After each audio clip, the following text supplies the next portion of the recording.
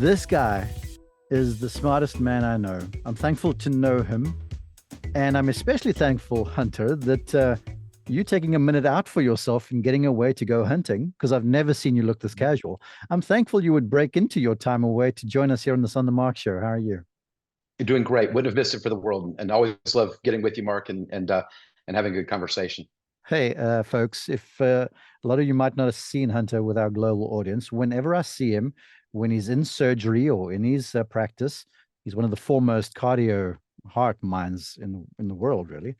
He's always very sartorial, very put together, Ralph Lauren pants, the whole thing. But he's here looking super casual in t-shirts and stuff. I didn't know you had this gear. I actually have t-shirts, so I figured sometimes you wear t-shirts as well. I think I'd feel like I fit in with you. Okay, let's do it. Before we get into some healthy lifestyle changes for Mhm. this new year upcoming and for, all of the resolutions we have for a better lifestyle. Um, Back in 23, you were on the show, Hunter, and you talked about the mind-body connection and how important that is. And for a lot of folks, that's kind of like, whatever, I'll just take a pill or whatever. But the research you shared and with the way you talk to me, it's incredible because you've almost been the catalyst for me to move into this area of just well-being. You talk about grounding and cold plunging and so on, and meditation, this sort of stuff. But this is kind of on your counsel and your lead. So before we get into the good habits, let's talk about that, because I feel like it's kind of the genesis of everything that you teach people about.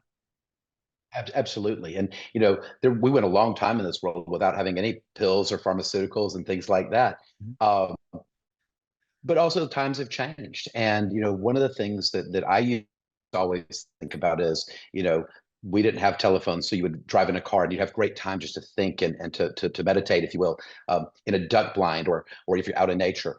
Now we all have this cell phone where people can text you instantly and get you instantly, and they're looking for you, and if you don't answer by text in 5 minutes, then they're calling you, and things like that. And so really, we find now that anxiety, depression, just stress mediated effects on the body is really a lot of what we see. And that can manifest in a lot of things related to your heart. It can manifest in terms of palpitations and heart flutters. It can be chest pain.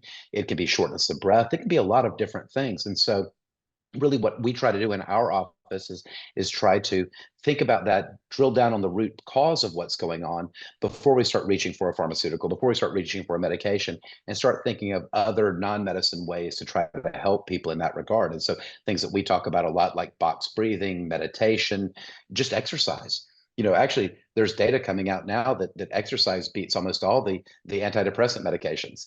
And so things like that, where the body can affect the mind and vice versa. And so we really work diligently to do that. And we've had such good success at bringing people either down on their medication number, their pill burden, if you will, and in some cases have people come off medication altogether, whether it's for anxiety or blood pressure and things like that, or at least stave it off for a little bit longer than we otherwise would have. It's so cool.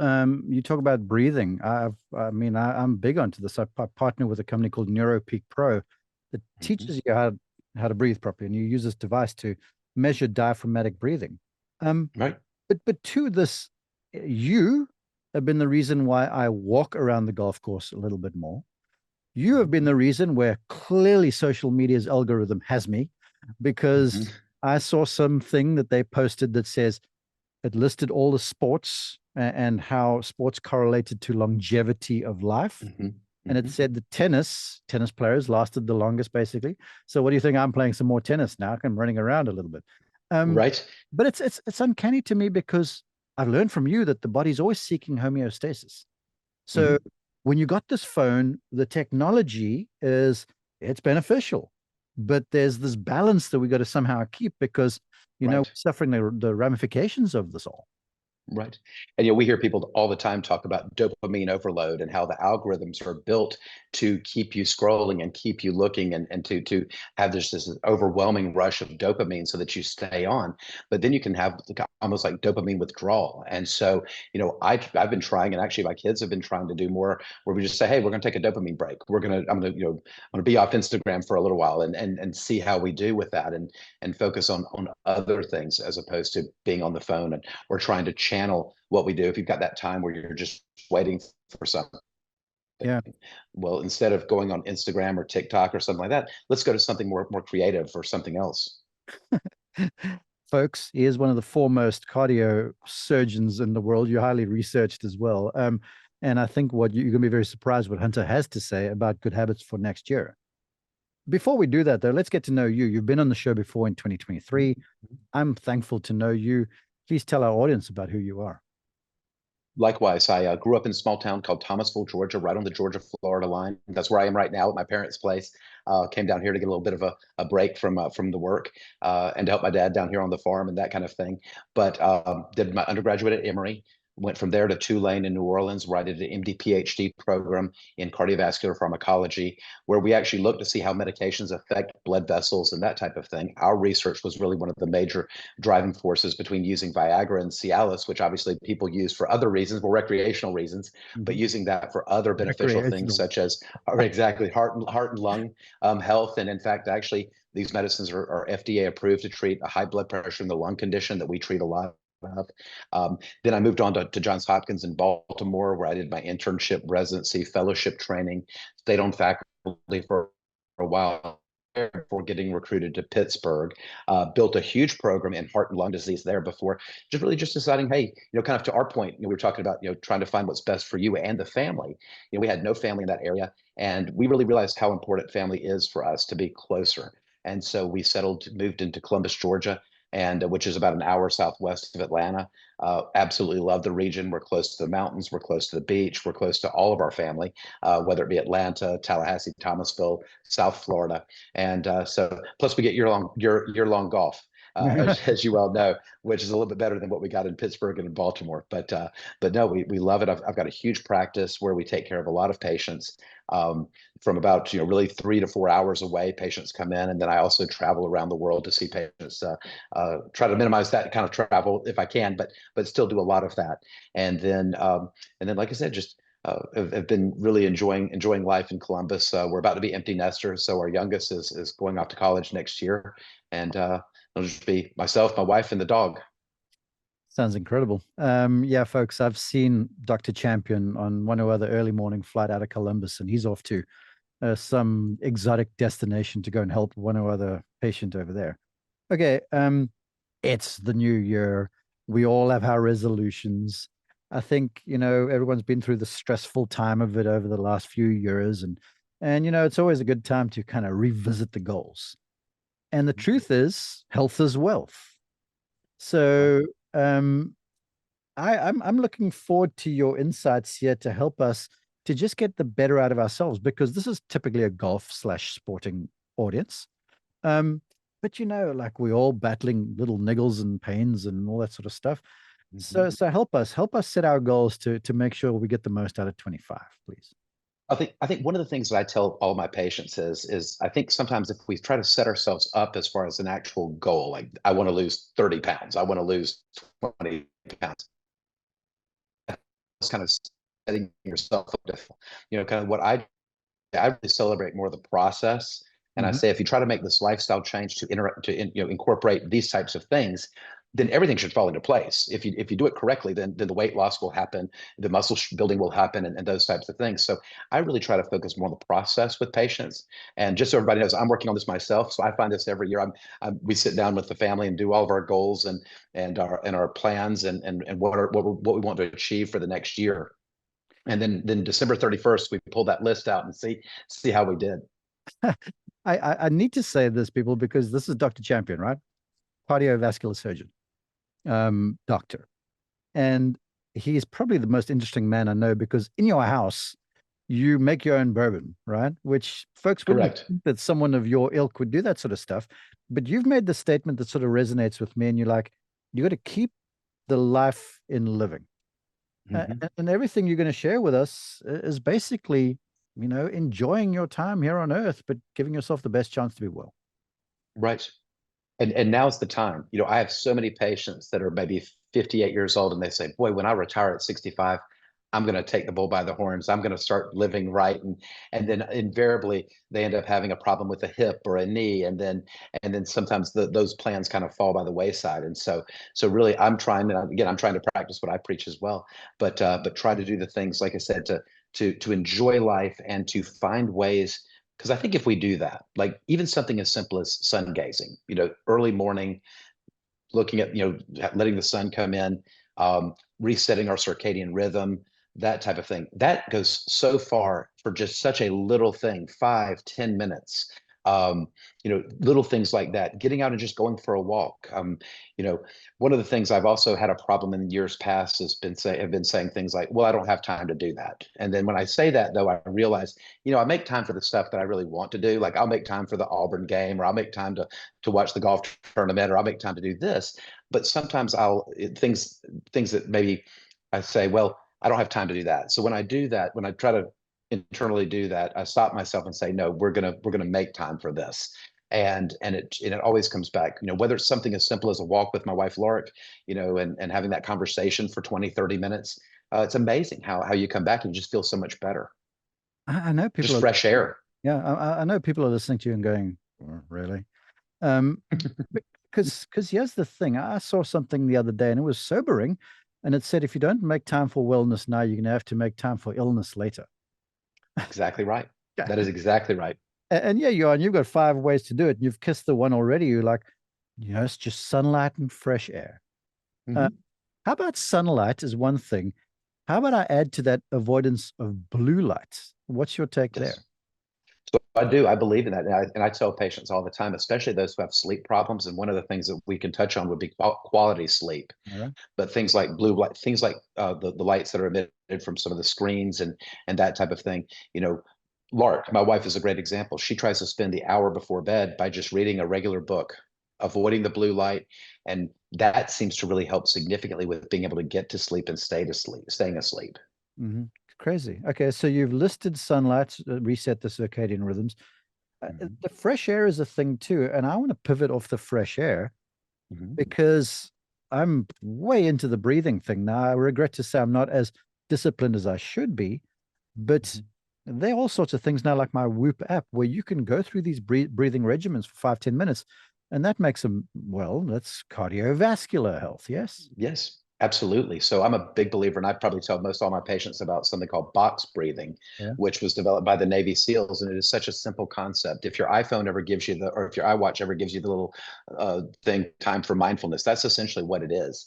And the concept is you breathe in for a certain number of seconds, you hold it for the same number, you breathe out for the same number, and then you hold it for the same number. And in fact, my app has a little dot that goes up around this box, and you can adjust how many seconds you will breathe in. It generally starts off at 3 seconds, so something not too I'm up to about 10 seconds. So with each breath, I'm breathing in slowly over 10 seconds and holding it for the same amount. I find myself doing that at least 4 to 6 times a day, and I'll do it for 2 minutes. And when I do that, kind of when people laugh because I pull up to the parking lot in my car and I just sit there, and they're like, is he okay? Yeah. And that's, I'm doing my breathing. And so before I go into work, I do that, and I kind of almost envision it's almost like a squeegee, just pushing the stress out and out on the floorboard. And so, if I have a particularly stressful morning, I'll say, you know what, I'm going to just take 2 minutes. No one's going to be upset about being away from me for 2 minutes. Yeah. And then I'll go in my office and I'll do that. And it's almost just like resetting yourself. And it is so nice to be able to do that. And I can tell you, just that single thing alone has done so much more for me. I actually do a little bit of it when I'm about to get up to a big golf shot, or if I'm under some stress, maybe with some buddies, and there may be something on the line there for this par 3. I'll just do just a quick little box breath, and then that kind of resets myself. I find that my swing is so much better when I do that. It's amazing to me how something that's simple, and I contend, because I'm mea culpa here. When I do the box breathing and when I do this sort of stuff, and I use this NeuroPeak thing and I follow, there's a counter that you follow, it was like, golly, I never really did breathe very well. And then as soon as it's a stressful environment, then the next thing you're panting and such, and your body is actually going into a more heightened state, and then you lose your central nervous system, and then all things are going haywire, huh? Absolutely. And adrenaline gets released. And then also too, you have to think for people who may not be as healthy as others, when you breathe, you really do want to breathe from the diaphragm. And if you've got a large midsection, that's more difficult. And so we've had a lot of patients who, they as you to your point, that's that short kind of panting almost type of breathing. And that's not real breathing. That's I kind of refer to it as almost restorative breathing, kind of like we talk about restorative sleep, the restorative breathing where you're really focusing on really getting the diaphragm down and really filling the lungs and focusing on those times, just like with meditation, when the lungs are full and when they're empty. I mean, it does a world of good. Just something as simple as that. Yeah, I'll say I want to camp here a little while longer. Because folks, Dr. Champion knows me. He's a gem because every so often I'll have one other pain and I'll text him, and you always get back to me between your patients, and he talks me off the cliff. And so I'm watching with my Whoop. As I'm doing the breathing, I'm watching my heart rate. And when I was initially doing it, it's now begun to occur to me that when you breathe in, your heart rate goes up. When you breathe out, your heart rate goes down. Mhm. And because yeah, it was me, right? I was getting the stressful situation, and I was like, and breathing in longer than what I'd breathe out. And Mhm. what do you think was happening to me? I was just getting more and more stressed. Right, Crazy. right. And now, Absolutely. I've realized that breathe in, and you do the box breathing. I almost try and double the breathe out. So if it's in 4, Mhm. breathe out 8. Talk to us Mhm. about the value of kind of emptying the lungs a little bit and breathing out as much as you can. Absolutely. I mean, this is the best example of in with the good, out with the bad. And so you think about, in fact, in the hospital setting, when we have patients who are under ventilatory support, where they're essentially have a machine breathing for them, we oftentimes will have them do a forced sigh. So we'll hold off on the exhalation portion of it, so that essentially they can feel little bit better and then a little bit more and then let it all come out. And so there is a lot to that in terms of, trying to not, again, with shallow breathing, you're not really emptying and getting rid of all the CO2 like you would really want to, and then Mm. bring in with the fresh oxygen and everything. Awesome. So you've talked about high quality sleep, some good habits to help with the sleep. Um, I've also read that drinking water prior to sleep is a good idea, but a lot of folks might try that. Then the next thing they want to wake up at 2 a.m. in the morning to go to the bathroom. What's your take? Right. Well, I think proper hydration is really important, and I think a lot of times we, and I kind of always have to find the balance between these two things, because I take care of a lot of people with fluid overload and heart failure, and for them it's about fluid, but it's also about sodium intake and things like that. I do think it's smart for us to drink, up to 96 ounces of fluid in a day. If people have a problem with fluid, then I generally say less 64 ounces total, or up to 64 ounces a day. Mhm. But it does boil down to balance. And I think sometimes, kind of that evening when you're kind of putting together, you're ready for bed. I think that's also a good time to say, hey, did I get my proper amount of hydration that day? I do try to, sometimes if I'm trying to restrict people in terms of the amount of fluid they drink, I kind of tell them I don't really care what you drink at that time if I'm trying to dictate how much. I don't want to be overly onerous. But again, I'm a big believer that water is always best. I do like tea, and things like that, but try to avoid some of the artificial sweeteners. And for us, and kind of my recommendation for most people is that soft drinks and that kind of thing should be a treat. It shouldn't necessarily be. I have some patients who will they'll drink a 12 pack of Diet Coke in a day, and so I try to avoid that if possible. Apparently, this will sound like I'm not looking for an energy drink as a sponsor. Energy drinks, you got to be a little careful with that stuff too, don't you? Well, and I tell people all the time, it's just like some people are sensitive to sodium, some people are not. Some people are sensitive to energy drinks, some people are not as sensitive. And so it really kind of depends on the individual. There are some people that if you even open up an energy drink near them, their heart goes really fast, or they go into atrial fibrillation or something like that. So we do try to avoid that in those people who are sensitive. Okay, cool. So we've got quality sleep, sunlight and fresh air.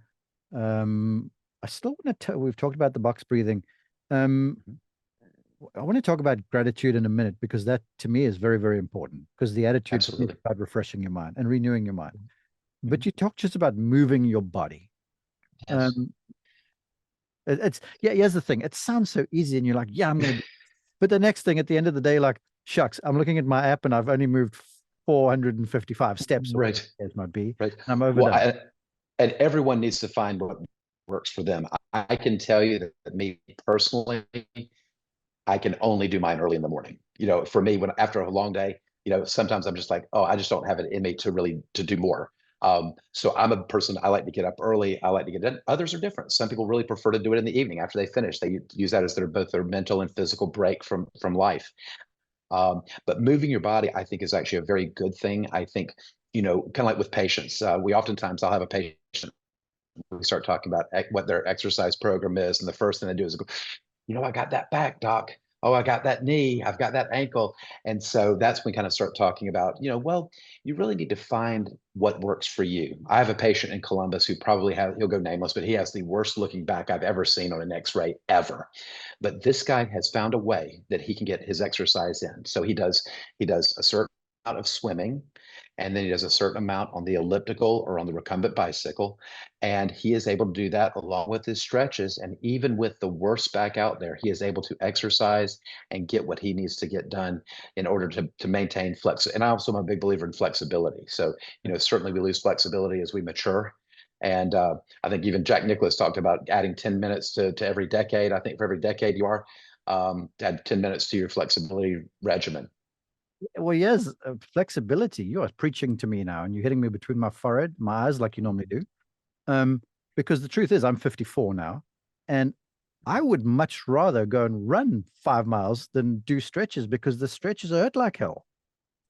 Right. Yeah. Gee, whiskers. But I do think, though, the more we do them, I think the more we kind of, I'm amazed at how many patients we have that, you kind of try to get a sense as to their flexibility. And, they'll bend over and their fingers can barely go past their knees, much less, really kind of what our goal would be, to be able to bend over and put your palm on the floor if you were really flexible. Yeah. I don't recommend everybody try to force themselves to do that initially, but then once they do a flexibility regimen, then they come back 6 months later, and now they're able to put their fingertips to the floor. And then that helps reduce your risk of injuries. It really helps then, for a lot of people, those things that used to bother them no longer necessarily bother them. I think a lot of people, as we mature, they have a lot harder time with knees, and so maybe going out and walking, like the pounding of walking, even on the ground, dirt, is still traumatic. And they may do well for a week, but then after 10 days, they start really feeling it. And the worst thing you can do when you start an exercise regimen, especially if you say New Year's Day, that's my day, when the gyms are full, they say, the worst thing you do is go in, hit it too hard, injure yourself. And then you're out of commission for 3 or 4 months. And so, so I'm a huge proponent, especially in our more mature patient population, of swimming. For these people who have a lot of joints, knee and hip issues, if you walk in the shallow end of a pool for 10 minutes, that's roughly the same as walking a mile on dry land.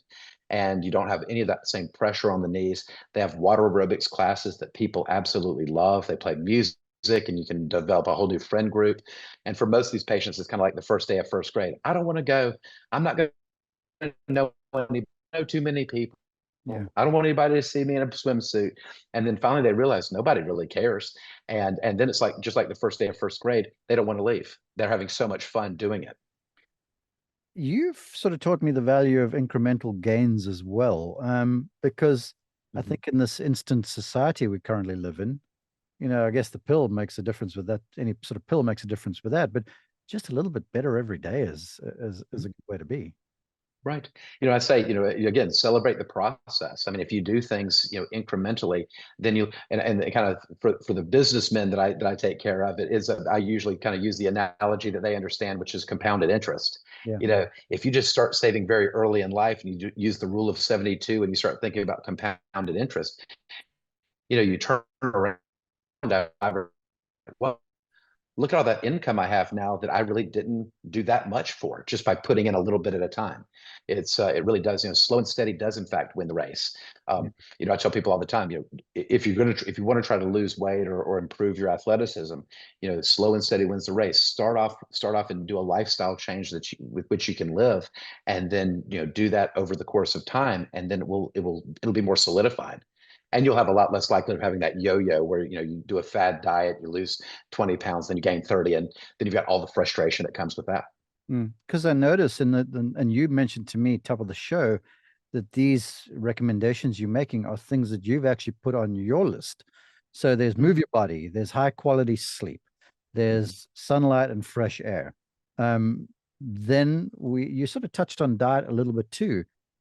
And again, you can turn on the internet and find one person that's telling you to eat all protein, the other person is telling you about this. It's like there's this plethora of information, and I'm not saying too much wisdom around. What's your take on the diet? Right. Well, I tell you, if one diet worked for everyone, there would only be one diet book, and everybody would subscribe to that. I really am now kind of going more to the idea of, it's more of a whatever lifestyle in which you live. I'm much more of a higher protein, lower carbohydrate, more green vegetable type of dietary intake for me personally, Yeah. because that's where I live. Some people, they can't get away from bread, they can't get away from ravioli, but you can still live a good lifestyle with that. I think that at the end of the day, my goal over the next year is really try to avoid more in the way of toxic foods than anything. And things like I'm personally working very diligently to try to avoid seed oils. I'm working diligently to try to avoid, a lot of artificial type of things. Shop in the perimeter. Try to stay away from highly processed foods and things like that. So that's my personal plan, and we're doing that as a family as well. And we're already starting that. So I think we're already seeing some benefit from that. RFK is going to help us with some of the governmental legislation too, from what I Right. understand. Um, Right. okay, here's the last one. Gratitude. It's, Yes. you're in my belief system. It's very much a part of, our faith. Mhm. But the thing is, again, I guess it's a product of where we live. It's quick to Mhm. critique everything, and no one really takes the time to really be thankful for, little things like the breath in your Right. life. So talk about why gratitude is on your list for 25. So one of the things that you have to do is, I think so many of us are focused on the quick gain, the quick thing, but sometimes we don't necessarily look back and say, where are we now, and what happened today that was a good thing. One of the things my wife Lark had instituted in our own family was we try to eat dinner all together, and I think that's a major thing. I think that's, if you can do that with your family, I think it's a wonderful thing to do, or as often as possible. We have dinner together, and one of the things we do during dinner is we go around the table and talk about what we were grateful for that day. And it can't be just family; it's got to be something specific. Yeah. But I tell you, that's something that the kids have actually loved, and we love it because it really lets you kind of reflect. So a lot of what you do, I think, is not only try to think about tomorrow and think about next week and next year and what your plans are there, but look back, what things, and it can be something very simple. I mean, I could have had a patient that just said, hey, you really were meaningful in my life, and thank you so much, or thank you for taking care of my father, or thank you. And it's little things like that that just make you say, yeah, this is why I do what we do. This is what I do, why I do what I do. And when you have gratitude, I think that really just it builds you from the inside as well. Yeah. You're an expert in what happens across a individual's chest. I read something somewhere, and they call it the red car thing, because apparently at the stem of the brain there's this essentially a filter. Mhm. Correct me if I'm getting the vernacular wrong here. Mhm. And it's like the example was this filters some of the information that comes into your brain, and you could Mhm. control this. So let's say you're going out to buy a car and you see this red car, and you haven't seen a red car at all on the road. Tomorrow you see like 5 of them, because Mhm. this is what now this filter is allowing into your brain. And Mhm. to me, gratitude, because if you start looking for those little things, all of a sudden the day won't be that bad, because if you've trained yourself to only look for the bad breaks and the bad bounces and the bad health reports and stuff, that starts to compound itself, which again scuttles the mind body connection. Absolutely. I mean, it's like, I mean, there is an Instagram and a TikTok and an algorithm for a reason. Yeah. And actually it's actually essentially inputting what we do ourselves. I mean, we've developed this over a long period of time. But to your point, if you are a positive person, you're going to be more positive. And if you look for the good, you're going to see more of the good. If you get your ass on your shoulders, as I say all the time, my dad used to always say, don't get your butt on your shoulders. If you get your butt on your shoulders and you're only thinking about the bad and the bad and the bad, then it's almost like you're creating that because you're only looking for the bad. You can say, oh, look, I found this, and now I've got to do something with it. It's so I think it's always, and I think that's where gratitude comes in. I think you say, hey, I'm thinking about the good in life and what happened to me today. And I do agree with you to that point. That's what you're going to be looking for tomorrow. So if, positive people are positive people, just like people who are innovators, we think about people who are real, in invention and innovators and things like that. They're innovators for a reason. They think about things differently. And I think, to this point, we are, if we're positive, we're going to stay positive, and we're going to be more likely to see opportunity tomorrow than we necessarily would have if we were, focusing on the bad thing. Just like golf, right? The people who can, we're all going to have a bad hole. Match play makes it easier, but we're all going to have a bad hole. But if you can just say, hey, so instead of being like, gosh, I'm on the 8th hole, and that second hole I really screwed that up, it just makes the whole game worse. Yeah. Whereas if you can say, hey, okay, that happened, I'm going to jettison that, I'm going to learn from that, maybe manage my misses a little bit better, then it becomes a lot more positive thing. And also too, one of the things I love, one of the greatest things I had in the last couple of months, I had all 3 of my kids and myself who were out playing golf together, and we were all together on a beautiful day there in Columbus, and it was just so wonderful, and we all just had so much fun together. Good shot, bad shot. Spencer, of course, had a lot more good shots than we did, but no, it was just so wonderful. And again, and at dinner that night, we were all grateful for that. I would say, now there's not much research to this. You could talk to it more. That the thankful heart and the person that looks for the best in every situation, they are more capable of beating one or other sickness or challenge or whatever the case might be, because I guess it's there is power in the mind. There, absolutely. For good or for evil. Yeah. Right.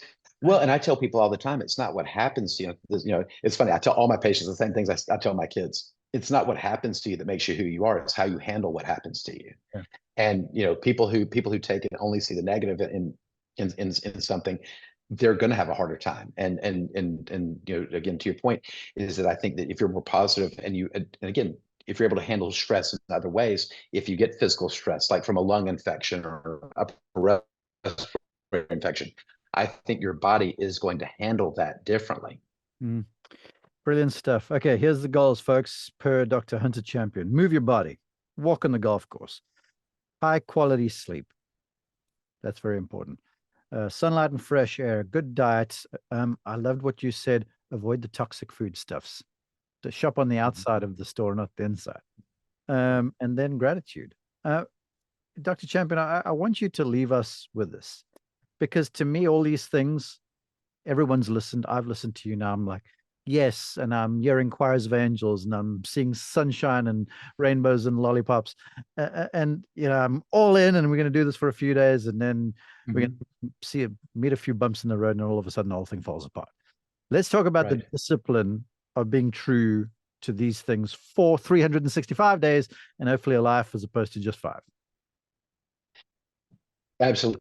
Because we say it all the time, the gym is absolutely packed on the first Monday after New Year's Day. And then by the 3rd week, it's half the number of people. And by February, it's just the same people that were there in December, right? Yeah. So I think really it does. I think, and again, I think part of what I try to do and what I'm making myself do is really on my mirror in my dressing area, I've got these things written down. And so when I'm getting dressed in the morning and looking, I look at those. And then in the evening, when I come in, I take my watch off, I take my rings off, I put those on the table. I look up and I say, have I done those? Have I achieved what I set out to do? And I think one of the problems that we have, smokers and dieters are the worst, because for whatever reason they fall off the wagon, and then all of a sudden they're just like, well, screw it. I'm just gonna give up altogether and forget it. I think the key thing is, if you don't do what you set out to do, forgive yourself, and then wake up the next morning and say, you know what, Lord, thank you for giving me this day. Yeah. I'm going to make the most of it. And just like we talked about that bad hole, I'm going to leave that bad hole behind me. Last night, that chocolate cake looked so good, and I knew I didn't need it, but I had it, and I'm going to own it. And today I'm going to work a little harder.